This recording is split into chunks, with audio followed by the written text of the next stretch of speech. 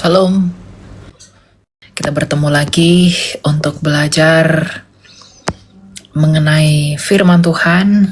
Orangnya santai ya, cuma yang sopan ya. Sabar ya, satu-satu. Siapa ini? Silakan iblis kecil. Oh, ada pula iblis kecil. Permisi, mau nanya dong Kak, mengenai angka 40 nih dalam Alkitab. Ya. Yesus berpuasa di padang gurun kan 40 hari 40 malam. Terus jarak kebangkitan Yesus pun dia 40 hari. Musa membawa bangsa Israel itu ke tanah Kanaan itu berdurasi 40 tahun. Ada apa nih dengan angka 40? 40 itu adalah angka pemurnian dan pengujian. Misalnya bangsa Israel di padang gurun 40 tahun, mereka dimurnikan dan diuji. Kan semua keturunan pertama ketika mereka dari Mesir itu kan udah mati semua tuh. Maka yang masuk ke tanah Kanaan itu generasi baru. Makanya dituliskan kitab lagi, diumumkan lagi tuh. Makanya ada kitab ulangan, bilangan. Itu kan karena diulang lagi untuk generasi yang baru ini selama 40 tahun itu.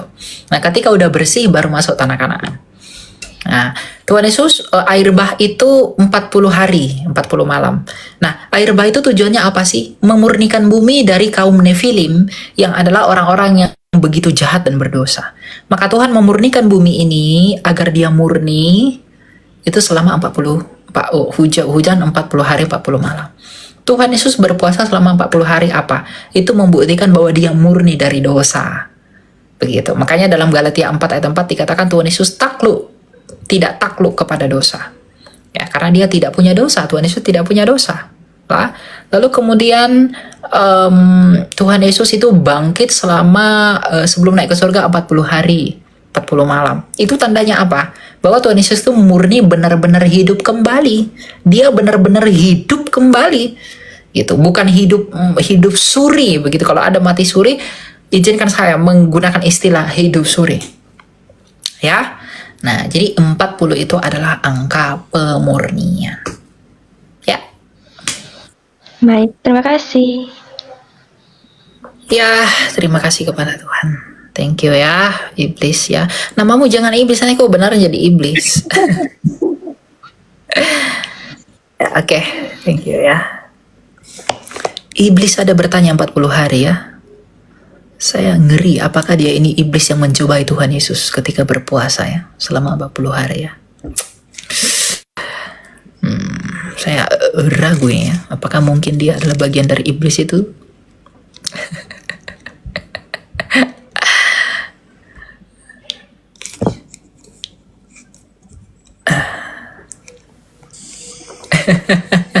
Bercanda ya, bercanda teman-teman. Silakan Raymond.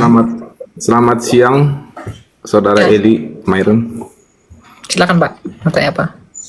Ya, saya mau tanya, beberapa hari yang lalu saya baca tapi saya tidak terlalu mengerti tentang penunggang kuda putih, penunggang kuda merah, penunggang kuda hitam, dan penunggang kuda warna hijau kuning yang ada di Wahyu. Bisa saudara jelaskan, Saudara Elia? Penunggang kuda itu adalah simbol-simbol ya. Kita lihat ya. Dalam kuda putih. Di dalam Wahyu ya. Kuda putih ya dalam Wahyu 6 ya, ayat 2. Ya, dalam Wahyu 6 ayat 2. Dan aku melihat ya, sesungguhnya ada seekor kuda putih dan orang yang menungganginya memegang sebuah panah dan mahkota, dan kepadanya dikaruniakan sebuah mahkota. Lalu ia maju sebagai pemenang untuk merebut kemenangan. Nah, kuda putih ini adalah simbol orang-orang saleh. Simbol seseorang yang begitu baik, yang begitu benar, yang begitu kudus. Nah, Bapak Gereja Irenaios, murid dari Polikarpus, murid dari Yohanes, itu menafsirkan pada abad kedua bahwa penunggang kuda putih itu adalah Yesus Kristus itu sendiri. Ya, jadi kuda putih itu adalah simbol kekudusan yang datang dari Toko Saleh yang adalah Kristus itu sendiri. Nah, kemudian kuda merah padam Wahyu 6 ayat 4. Ya. Dan majulah seekor kuda lain, seekor kuda merah padam, dan orang yang menungganginya dikaruniakan kuasa untuk mengambil damai sejahtera dari atas bumi, sehingga mereka saling membunuh dan kepadanya dikaruniakan sebilah pedang yang besar. Nah, penunggang kuda merah ini sering ditafsirkan sebagai peperangan, ya. Jadi makanya ada dikatakan pedang saling membunuh, ya. Jadi penunggang kuda merah itu adalah simbol peperangan yang ada. Makanya di zaman setelah Yesus tuh kan ada peperangan tuh, penganiayaan kepada orang Kristen, umat kudus milik Allah. Mereka dianiaya, gereja mula-mula dikejar kemana kemari. Itu simbol peperangan. Lalu kuda hitam, Wahyu ayat 6-nya. Dan aku melihat sesungguhnya ada seekor kuda hitam, dan orang yang menunggangi memegang sebuah timbangan di tangannya. Dan aku mana ini? Dan aku mendengar seperti ada suara di tengah-tengah keempat makhluk itu berkata, secupak gandum sedinar dan 3 cupak jelai sedinar, tetapi janganlah rusakkan minyak dan anggur itu. Nah, kuda hitam ini merujuk kepada apa? Wabah kemiskinan dan penderitaan. Makanya nggak heran di gereja mula-mula itu banyak orang kemiskinan, lalu kelaparan sampai abad pertengahan melanda seluruh dunia. Ya. Nah, itu adalah wabah kemiskinan, ya. Nah, lalu hijau kuning ayat 8-nya. Dan aku melihat sesungguhnya ada seekor kuda hijau kuning, dan orang yang menungganginya bernama Maut, dan kerajaan Maut mengikutinya, dan kepada mereka diberi kuasa atau 1/4 dari bumi untuk membunuh dengan pedang dan kelaparan dan sampar dan dengan binatang-binatang buas yang ada di bumi. Ya. Nah, hijau kuning ini selalu merujuk kepada kerajaan maut dalam pengertian di ayat ininya. Dan kepada mereka diberi kuasa atas 1/4 dari bumi untuk membunuh dengan pedang, kelaparan, sampar dan dengan binatang buas yang ada di bumi. Jadi merujuk kepada penyakit-penyakit yang ada pada masa itu sampai sekarang.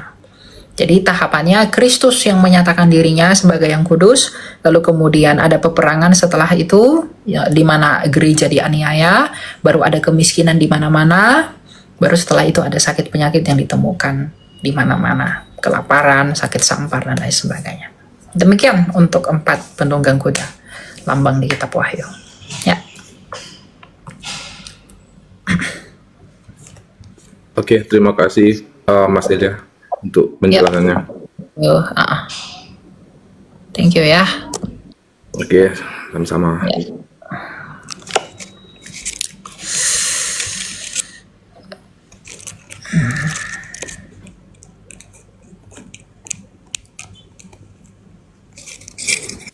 Silakan Sharon. Kak, Ya. Kak, saya tuh lagi mau tanya. Jadi ceritanya saya tuh akhir-akhir ini lagi tertarik banget belajar soal fathering. Apa Nah, itu? Intinya sih bapak rohani gitu ya, Kak. Oh ya, fathering. Saya lagi lumayan tertarik sama fathering ini. Saya cuman tuh saya tuh jarang banget ngeliat, entah saya juga yang kurang baca Alkitab atau gimana, tapi saya tuh nggak pernah ngeliat Tuhan itu dibapai, Tuhan Yesus. Sebenarnya Tuhan Yesus ada bapak rohani gak sih, Kak? Enggak. Ya. Tuhan Yesus itu punya bapaknya sendiri, yaitu Sang Bapa. Malah dia yang membapai, makanya dia disebut Ravi. Makanya dia punya 12 murid yang dia bapai. Dia tidak punya bapa. Wong anak-anak aja dia ketika dia umur 12 tahun aja dia ngajarin ahli Taurat di bait suci. Makanya orang ahli Taurat tuh bingung, kok anak ini cerdas banget. Kok bisa dia punya pikiran seperti itu gitu. Karena dia datang dari yang ilahi itu sendiri. Dia firman itu hikmat, sang hokmah itu sendiri, sang logos itu sendiri, dia tidak perlu dibapai. Gitu, malah dia membapai. Ya, Tapi menurut Kak Elia sebenarnya kita sebagai manusia tuh seberapa penting sih buat dibapai? oh penting. Kita itu harus memposisikan diri sebagai murid yang mau dimuridkan. Para murid Kristus itu dimuridkan oleh Kristus, artinya dalam pengertian mereka mau dibapai untuk dibimbing menjadi lebih baik. Kita pun harus mau dibapai. Saya dibapai, bapak rohani saya banyak. Ya, contohnya Pak Stephen Tong. Itu bapak rohani saya. Abuna dari Koptik. Saya punya. Yang dari karismatik juga ada Pastor Tommy, butik karakter saya.